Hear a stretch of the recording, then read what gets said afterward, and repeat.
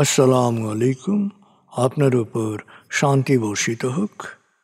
প্রিয় শরীদ, খতমে কামালের ৩৭তম ধাপে আপনাকে স্বাগতম।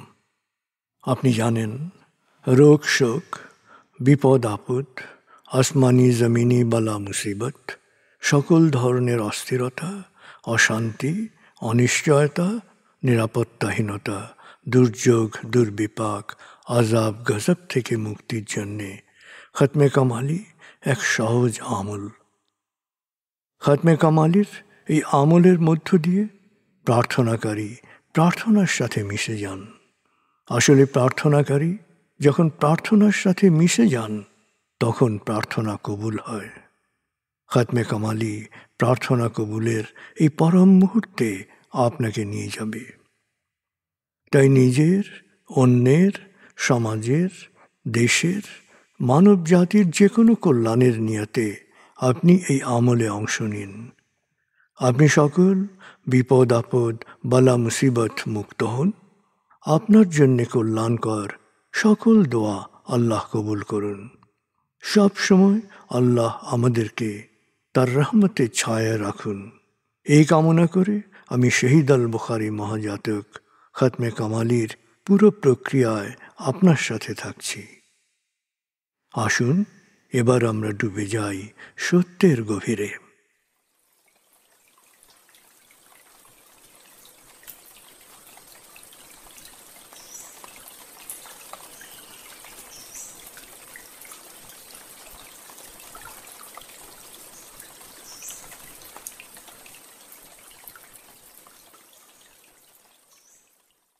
হে আল্লাহ, বিতাড়িত শয়তান থেকে আমি তোমার আশ্রয় প্রার্থনা করছি। দয়াময় মেহেরবান আল্লাহর নামে। আয়াতুল মুলক। হে আল্লাহ, সকল ক্ষমতার মালিক, তুমি যাকে ইচ্ছা ক্ষমতা দান করো, যাকে ইচ্ছা ক্ষমতাচ্যুত করো, যাকে ইচ্ছা সম্মানিত করো, যাকে ইচ্ছা অপমানিত করো। তুমি সর্বশক্তিমান, সকল কল্যাণ ও মঙ্গলের আধার। তুমি দিনকে ছোট করে বড় করো রাত, আবার রাতকে ছোট করে বড় করো দিন। তুমি প্রাণহীনে দাও প্রাণ, আর প্রাণবন্তকে করো প্রাণহীন। তুমি যাকে চাও বেহিসাব রিজিক দান করো।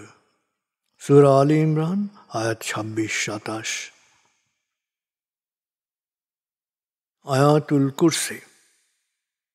আল্লাহ ছাড়া কোনো উপাস্য নেই। তিনি শাশ্বত, চিরঞ্জীব, বিশ্ব প্রকৃতির সর্বসত্তার ধারক। তিনি তন্দ্রা নিদ্রাহীন, সদা সজাগ, মহাকাশ ও পৃথিবীর সব কিছুর মালিক। তার সদয় অনুমতি ছাড়া তার কাছে সুপারিশ করার সাধ্য কারো নেই। দৃশ্যমান বা দৃশ্য, অতীত বা ভবিষ্যৎ, সৃষ্টির সব কিছুই তিনি জানেন। তিনি যতটুকু জানাবেন, এর বাইরে তার জ্ঞানের সীমানা সম্পর্কে ধারণা করা কারো পক্ষেই সম্ভব নয়। তার আসন, তার কর্তৃত্ব পৃথিবী ও নভমণ্ডলের সর্বত্র বিস্তৃত, আর তার সংরক্ষণে তিনি অক্লান্ত। তিনি সর্বোচ্চ, সুমহান। সূরা বাকারা আয়াত ২৫৫।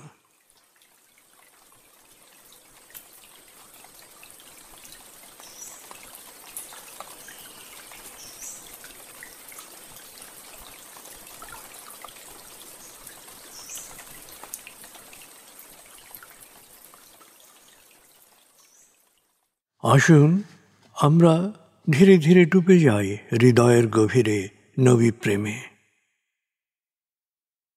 বলগল উলা বিকমালিহি, কশফত দুজা বিজমালিহি, হসনত জমিও খিসালিহি, সল্লু আলাইহি ওয়ালিহি। বলগল উলা বিকমালিহি, কশফত দুজা বিজমালিহি, হসনত জমিও খিসালিহি, সল্লু আলাইহি ওয়ালিহি।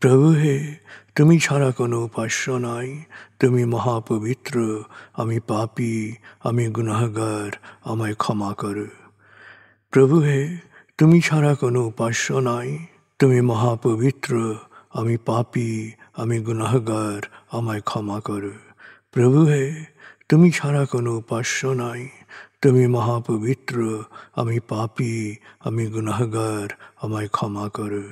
প্রভু হে, তুমি ছাড়া কোনো উপাস্য নাই, তুমি মহাপবিত্র, আমি পাপী, আমি গুনাহগার, আমায় ক্ষমা করো। প্রভু হে, তুমি ছাড়া কোনো উপাস্য নাই, তুমি মহাপবিত্র, আমি পাপী, আমি গুনাহগার, আমায় ক্ষমা করো। প্রভু হে, তুমি ছাড়া কোনো উপাস্য নাই, তুমি মহাপবিত্র, আমি পাপী, আমি গুনাহগার, আমায় ক্ষমা করো। প্রভু হে, তুমি ছাড়া কোনো উপাস্য নাই, তুমি মহাপবিত্র, আমি পাপী, আমি গুনাহগার, আমায় ক্ষমা করো। প্রভু হে, তুমি ছাড়া কোনো উপাস্য নাই, তুমি মহাপবিত্র, আমি পাপী, আমি গুনাহগার, আমায় ক্ষমা করো। প্রভু হে, তুমি ছাড়া কোনো উপাস্য নাই, তুমি মহাপবিত্র, আমি পাপী, আমি গুনাহগার, আমায় ক্ষমা করো। প্রভু হে, তুমি ছাড়া কোনো উপাস্য নাই, তুমি মহাপবিত্র, আমি পাপী, আমি গুনাহগার, আমায় ক্ষমা করো। প্রভু হে, তুমি ছাড়া কোনো উপাস্য নাই, তুমি মহাপবিত্র, আমি পাপী, আমি গুনাহগার, আমায় ক্ষমা করো। প্রভু হে, তুমি ছাড়া কোনো উপাস্য নাই, তুমি মহাপবিত্র, আমি পাপী, আমি গুনাহগার, আমায় ক্ষমা করো। প্রভু হে, তুমি ছাড়া কোনো উপাস্য নাই, তুমি মহাপবিত্র, আমি পাপী, আমি গুনাহগার, আমায় ক্ষমা করো। প্রভু হে, তুমি ছাড়া কোনো উপাস্য নাই, তুমি মহাপবিত্র, আমি পাপী, আমি গুনাহগার, আমায় ক্ষমা করো। প্রভু হে, তুমি ছাড়া কোনো উপাস্য নাই, তুমি মহাপবিত্র, আমি পাপী, আমি গুনাহগার, আমায় ক্ষমা করো। প্রভু হে, তুমি ছাড়া কোনো উপাস্য নাই, তুমি মহাপবিত্র, আমি পাপী, আমি গুনাহগার, আমায় ক্ষমা করো। প্রভু হে, তুমি ছাড়া কোনো উপাস্য নাই, তুমি মহাপবিত্র, আমি পাপী, আমি গুনাহগার, আমায় ক্ষমা করো। প্রভু হে, তুমি ছাড়া কোনো উপাস্য নাই, তুমি মহাপবিত্র, আমি পাপী, আমি গুনাহগার, আমায় ক্ষমা করো।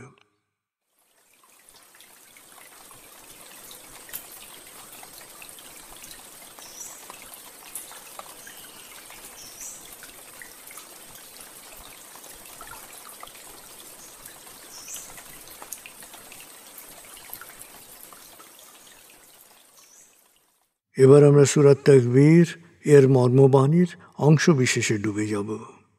তারপর ডুবে যাব আজকের জন্য নির্ধারিত সূরার তেলাওয়াত ও মর্মবাণীতে।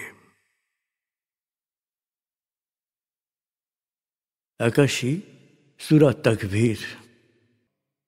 দয়াময় মেহেরবান আল্লাহর নামে। যখন সূর্য অন্ধকারে ঢেকে যাবে, যখন তারকারাজি নিজেদের আলো হারাবে, যখন পর্বতমালা মরীচিকার ন্যায় উধাও হবে, যখন পূর্ণ গর্ভবতী উটনী পরিত্যক্ত হবে, যখন সকল বন্য পশুকে একত্র করা হবে, যখন সমুদ্রের জলরাশি স্ফীত হবে, যখন দেহে আবার আত্মা সংযুক্ত হবে, যখন জীবন্ত কবর দেয়া শিশুকন্যাকে জিজ্ঞেস করা হবে কি অপরাধে তাকে হত্যা করা হয়েছিল, যখন প্রত্যেকের আমলনামা দেখানো হবে, যখন আকাশের আবরণ সরানো হবে, যখন জাহান্নামের আগুন গনগনে লাল করা হবে, যখন জান্নাতকে দৃশ্যমান করা হবে, সেদিন প্রত্যেকেই জানতে পারবে কি পরিণতির জন্যে সে নিজেকে প্রস্তুত করেছে, বুঝতে পারবে কি করা উচিত ছিল আর কি করা উচিত হয়নি। সাক্ষী আবর্তনশীল নক্ষত্র, কক্ষপথে দৃশ্যমান গ্রহসমূহ যা এক সময় অদৃশ্য হয়, সাক্ষী রাতের অবসান মুহূর্ত এবং প্রভাতের আগমন কাল। নিশ্চয়ই এই কোরআন আরশের সার্বভৌম অধিপতির নিকট উচ্চ মর্যাদা সম্পন্ন সম্মানিত রসুলের মুখ নিঃসৃত, যার কথা অবশ্যই বিশ্বাসযোগ্য ও মানা উচিত।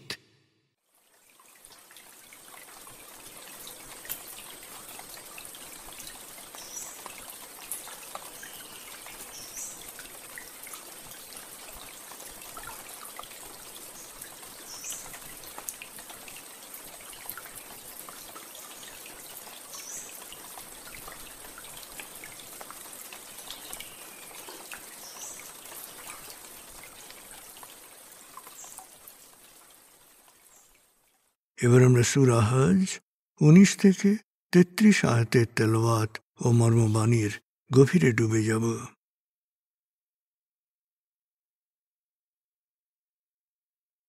22 সূরা হজ। বিসমিল্লাহির রহমানির রহিম। هذان خصمان اختصموا في ربهم فالذين كفروا قطعت لهم ثياب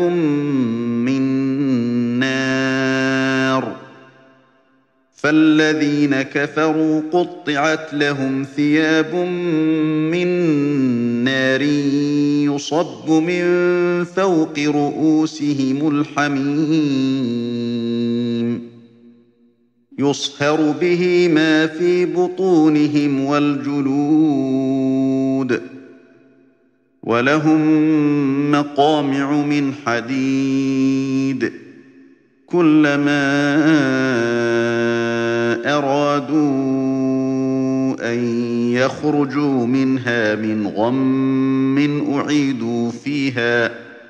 أعيدوا فيها وذوقوا عذاب الحريق إن الله يدخل الذين آمنوا وعملوا الصالحات جنات تجري من تحتها الأنهار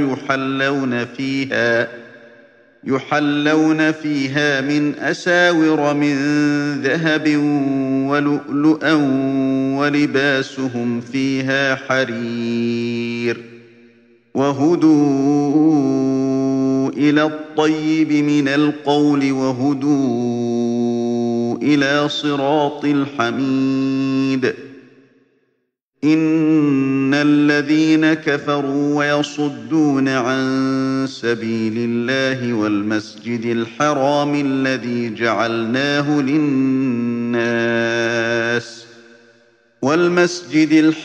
الذي جعلناه للناس سواء العاكف فيه والباد ومن يرد فيه بإلحاد بظلم نذقه من عذاب أليم وإذ بوأنا لإبراهيم مكان البيت ألا تشرك بي شيئا وطهر بيتي للطائفين والقائمين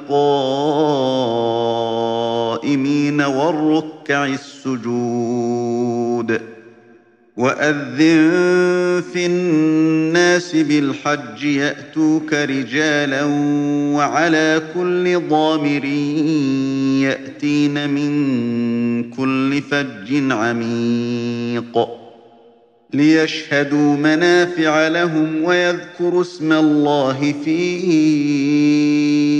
أيام معلومات على ما رزقهم من بهيمة الأنعام فكلوا منها وأطعموا البائس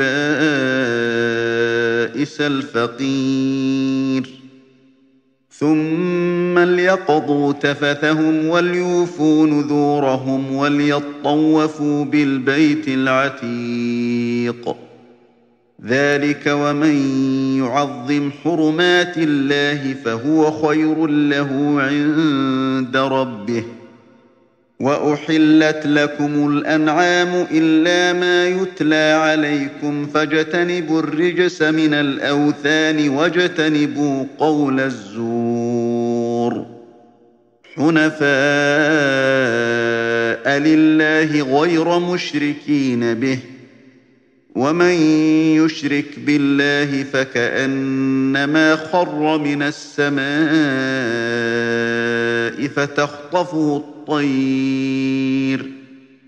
فتخطفه الطير أو تهوي به الريح في مكان سحيق ذلك ومن يعظم شعائر الله فإنها من تقوى القلوب لكم فيها منافع إلى أجل مسمى ثم محلها إلى البيت العتيق দয়াময় মেহেরবান আল্লাহর নামে। দুটি বিবদমান পক্ষ তাদের প্রতিপালককে নিয়ে মতবিরোধে লিপ্ত। এদের মধ্যে যারা সত্য অস্বীকার করছে, পরকালে আগুনই হবে তাদের পোশাক। তাদের মাথার ওপর ঢেলে দেয়া হবে ফুটন্ত পানি, যা তাদের ত্বক ও পেটের ভেতরের সব কিছু গলিয়ে ফেলবে। সেই সাথে শাস্তির জন্য থাকবে লোহার মুগুর। যখনই তারা যন্ত্রণায় ছটফট করতে করতে জাহান্নাম থেকে বেরোতে চাইবে, তখনই তাদের আবার ভেতরে ঠেলে দেয়া হবে। বলা হবে, স্বাদ গ্রহণ করো দহন যন্ত্রণার। অপরপক্ষে যারা বিশ্বাস স্থাপন করে এবং সৎ কর্ম করে, আল্লাহ তাদের জান্নাতে দাখিল করবেন, যার পাদদেশে থাকবে প্রবহমান ঝর্ণাধারা। সেখানে তাদেরকে সোনামুক্তর অলঙ্কারে ভূষিত করা হবে। তাদের পোশাক হবে রেশমের। তারা সত্যবাণী গ্রহণে ইচ্ছুক ছিল, তাই তারা পরিচালিত হয়েছিল পরম প্রশংসা ভাজন আল্লাহর পথে। যারা সত্যকে অস্বীকার করে, মানুষকে আল্লাহর পথে চলতে বাধা দেয়, এবং যে মসজিদুল হারামকে স্থানীয় ও বহিরাগত সবার জন্য আমি উন্মুক্ত করেছি, সেখান থেকে মানুষকে নিবৃত্ত করে, তারা কঠিন শাস্তি পাওয়ার যোগ্য। আর যে ব্যক্তি মসজিদুল হারামে ধর্মবিরোধী কাজ ও ইচ্ছাকৃত অন্যায় করবে, পরকালে তাকেও কঠিন শাস্তির স্বাদ গ্রহণ করতে হবে। স্মরণ করো, যখন আমি ইব্রাহিমকে কাবাঘরের জায়গা ঠিক করে দিয়েছিলাম, তখন বলেছিলাম, আমার সাথে কাউকে শরিক করো না, আর আমার ঘরকে তাওয়াফকারী, কিয়ামকারী এবং রুকু ও সেজদাকারীদের জন্যে পবিত্র রেখো। অতএব হে নবী, মানুষের কাছে হজের ঘোষণা দাও। তারা তোমার কাছে আসবে পায়ে হেঁটে বা উটের পিঠে চড়ে। দূর দূরান্ত থেকে তারা এসে যেন কল্যাণময় স্থানগুলোতে উপস্থিত হতে পারে। আর তিনি তাদেরকে জীবন উপকরণ হিসেবে যে গবাদি পশু দিয়েছেন, তা থেকে নির্দিষ্ট দিনগুলোতে আল্লাহর নামে জবাই করতে পারে। তা থেকে তোমরা খাও এবং অভাবী দরিদ্রদের খাওয়াও। তারপর তারা যেন তাদের অপরিচ্ছন্নতা দূর করে, তাদের মানত পূর্ণ করে এবং পুনরায় কাবা ঘরের তাওয়াফ করে। এই হচ্ছে হজের বিধান। কেউ আল্লাহর পবিত্র বিধানকে সম্মান করলে তা প্রতিপালকের দৃষ্টিতে সেই ব্যক্তির জন্যেই উত্তম বলে গণ্য হবে। তোমাদের জন্যে যা হারাম বলে ঘোষিত হয়েছে, তাছাড়া সকল চতুষ্পদ জন্তু হালাল।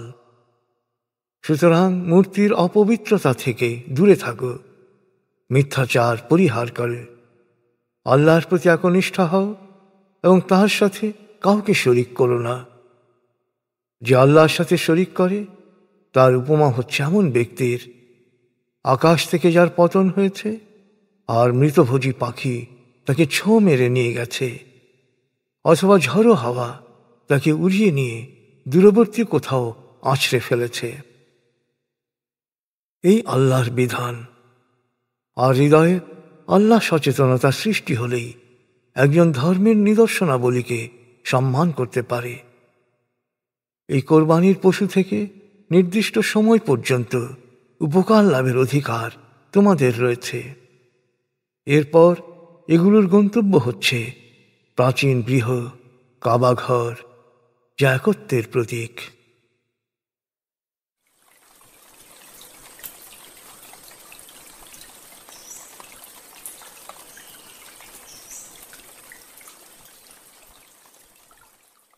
আপনি এতক্ষণ মর্মবাণীর গভীরে ডুবেছিলেন। এবার আপনার মনে মর্মবাণীর যে বিষয়গুলো দাগ কেটেছে সেই বিষয়গুলোর ভাবনায় ডুবে যান।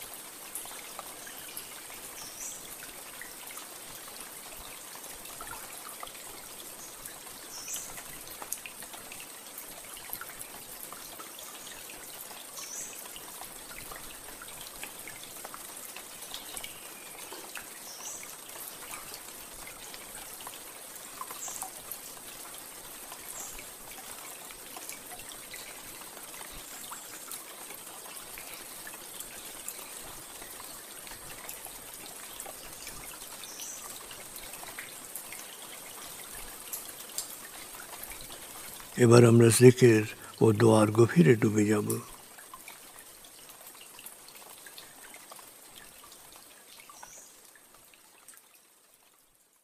এবার হালকাভাবে চোখ বন্ধ করুন, লম্বা দম নিন, নাক দিয়ে দম নিন, আস্তে আস্তে মুখ দিয়ে দম ছাড়ুন। দম নেবেন পেটে, ছাড়বেন মুখ দিয়ে। দম নেওয়ার চেয়ে দম ছাড়তে সামান্য বেশি সময় নিন। দম নিতে নিতে ভাবুন প্রকৃতি থেকে অফুরন্ত প্রাণশক্তি শরীরে প্রবেশ করছে, আর দম ছাড়তে ছাড়তে ভাবুন শরীরের সকল দূষিত পদার্থ বাতাসের সাথে বেরিয়ে যাচ্ছে। নাক দিয়ে দম নিতে নিতে ভাবুন প্রকৃতি থেকে অফুরন্ত প্রাণশক্তি শরীরে প্রবেশ করছে, আর মুখ দিয়ে দম ছাড়তে ছাড়তে ভাবুন শরীরের সকল দূষিত পদার্থ বাতাসের সাথে বেরিয়ে যাচ্ছে। দম নিতে নিতে ভাবুন প্রকৃতি থেকে অফুরন্ত প্রাণশক্তি শরীরে প্রবেশ করছে। দম ছাড়তে ছাড়তে ভাবুন শরীরের সকল দূষিত পদার্থ বাতাসের সাথে বেরিয়ে যাচ্ছে। দম নিতে নিতে ভাবুন প্রকৃতি থেকে অফুরন্ত প্রাণশক্তি শরীরে প্রবেশ করছে, আর দম ছাড়তে ছাড়তে ভাবুন শরীরের সকল দূষিত পদার্থ বাতাসের সাথে বেরিয়ে যাচ্ছে। দম নিতে নিতে ভাবুন প্রকৃতি থেকে অফুরন্ত প্রাণশক্তি শরীরে প্রবেশ করছে, আর দম সাথে সাথে ভাবুন শরীরের সকল দূষিত পদার্থ বাতাসের সাথে বেরিয়ে যাচ্ছে। এবার দম স্বাভাবিক হতে দিন। স্বাভাবিকভাবে নাক দিয়ে দম নিয়ে নাক দিয়ে দম ছাড়ুন। আপনার অঙ্গ শিথিল ও নিষ্প্রাণ হয়ে আসছে। এবার নাক দিয়ে ধীরে ধীরে দম নিয়ে বেশ সময় নিয়ে ধীরে ধীরে নাক দিয়ে দম ছাড়ুন। দম নেওয়ার চেয়ে ছাড়ায় সময় একটু বেশি নিন। ধীরে ধীরে দম নিন, ধীরে ধীরে দম ছাড়ুন। ধীরে ধীরে দম নিন, ধীরে ধীরে দম ছাড়ুন। ধীরে ধীরে দম নিন, ধীরে ধীরে দম ছাড়ুন। ধীরে ধীরে দম নিন, ধীরে ধীরে দম ছাড়ুন। ধীরে ধীরে দম নিন, ধীরে ধীরে দম ছাড়ুন। এবার দম স্বাভাবিক হতে দিন। আপনি এখন দম খেয়াল করুন। বাতাস নাক দিয়ে ফুসফুসে প্রবেশ করছে, আবার বেরিয়ে আসছে। আপনার পুরো মনোযোগ নাকে দমের প্রবেশ পথে দিন। বাতাস স্বাভাবিক যাওয়া আসা করুক, আপনি শুধু দম খেয়াল করুন।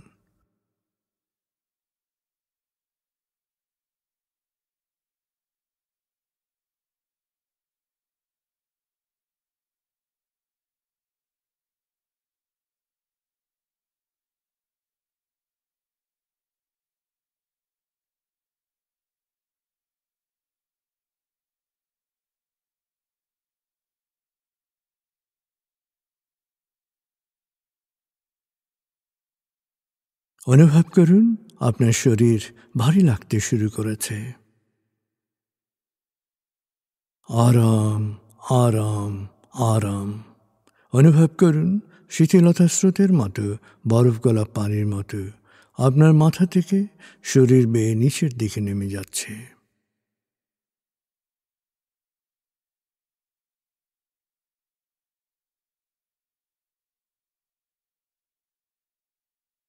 আপনি এখন পুরোপুরি শিথিল। শিথিলায়নের গভীর স্তরে প্রবেশ করেছেন আপনি। আপনার ব্রেন ওয়েভ বিটা স্তর থেকে নেমে গেছে আলফায়। মনের বাড়ির পথে আপনি এখন আলফা স্টেশনে এসে পৌঁছেছেন। এই স্টেশনে আপনার জন্য রয়েছে বিশেষ ওয়েটিং রুম। আলফা স্টেশন থেকে আপনি এখন মনের বাড়িতে যাচ্ছেন। আমি গণনা শুরু করছি। 19। আপনি কল্পনা করুন শীতল নীল স্নিগ্ধ আলো বর্ষিত হচ্ছে আপনার উপর। আলোয় আপনি অবগাহন করছেন। আলোর এক সুন্দর পথে আপনি যাচ্ছেন মনের বাড়িতে। 18, 17, 16, 15। আলোর পথে পৌঁছে যাচ্ছেন মনের গভীর থেকে গভীরে। 14, 13, 12, 11। গভীর থেকে গভীরে। 10, 9, 8, 7, 6। গভীর থেকে গভীরে। 5, 4, 3, 2, 1, 0। আপনি পৌঁছে গেছেন মনের বাড়িতে। অনুভব করুন এক অনাবিল আনন্দ।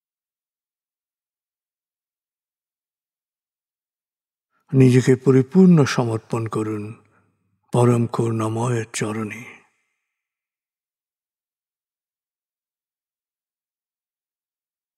অনুভব করুন অন্তরের গভীর থেকে ধ্বনিত প্রতিধ্বনিত হচ্ছে, আমার ত্যাগ, আমার স্মরণ, আমার মেধা, আমার মনন, আমার কলম, আমার বচন, আমার শক্তি, আমার ধন, আমার জীবন, আমার মরণ, আমার সব কিছুই মহাবিশ্বের প্রতিপালক হে আল্লাহ, তোমায় করছি সমর্পণ।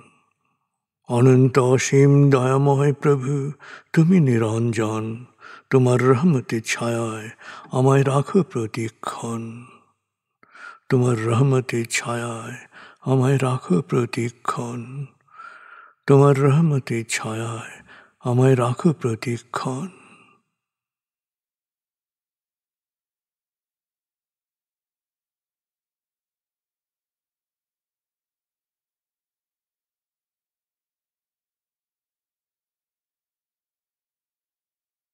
নিজের সব কিছু স্রষ্টায় সমর্পিত করতে পারায় গভীর আনন্দ অনুভব করুন। আর যুগে যুগে কালে কালে সকল জনপদে যারা সত্যের বাণী, সমর্পণের বাণী প্রচার করেছেন, সকল আসক্তি, অবিদ্যা, জাহেলিয়ত, শোষণ ও বঞ্চনা থেকে মানুষকে মুক্ত করার জন্যে অক্লান্ত পরিশ্রম করেছেন, আত্মত্যাগ করেছেন, তাদের প্রতি গভীর কৃতজ্ঞতা প্রকাশ করুন। সকল নবী রসুল, বাণীবাহক, বিশেষভাবে প্রিয় নবী হযরত মুহাম্মদ সাল্লাল্লাহু আলাইহি ওয়াসাল্লামের প্রতি গভীর গভীর কৃতজ্ঞতা প্রকাশ করুন।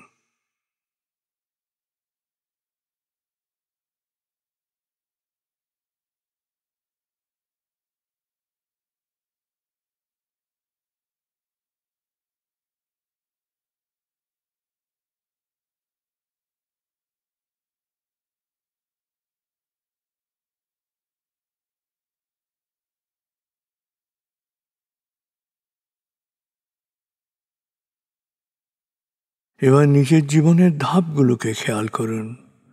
জীবনের প্রতিটি ধাপে যাদের কাছ থেকে উপকৃত হয়েছেন তাদের কথা এক এক করে মনে করুন, তাদের প্রতি গভীর কৃতজ্ঞতা প্রকাশ করুন।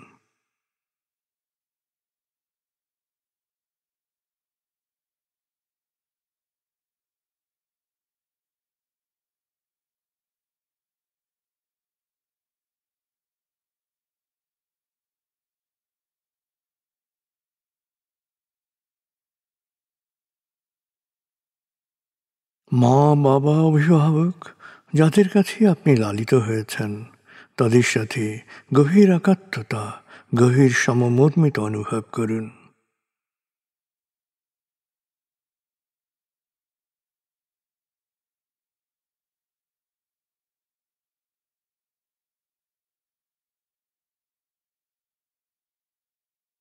তারা কোনো রোগ ব্যাধি বা বয়সজনিত অক্ষমতায় আক্রান্ত হয়ে থাকলে তারা শৈশবে যে মমতায় আপনাকে লালন করেছেন একই মমতায় তাকে লালন করুন।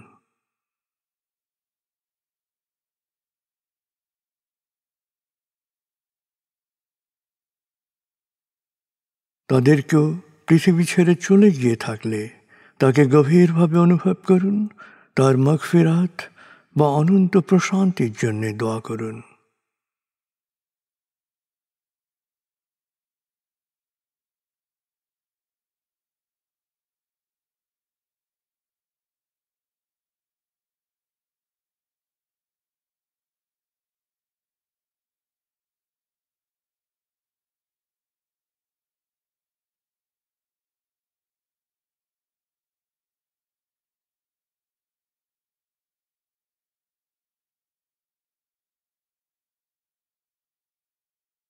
স্বামী, স্ত্রী, ভাই বোন, ছেলে মেয়ে, আত্মীয় স্বজন, প্রতিবেশী এবং আত্মার আত্মীয় যারই যে কোনো শারীরিক মানসিক কষ্ট থাকুক, দুঃখ থাকুক, যন্ত্রণা থাকুক, এক এক করে তাদের দুঃখ, কষ্ট, যন্ত্রণা, অশান্তি খেয়াল করুন।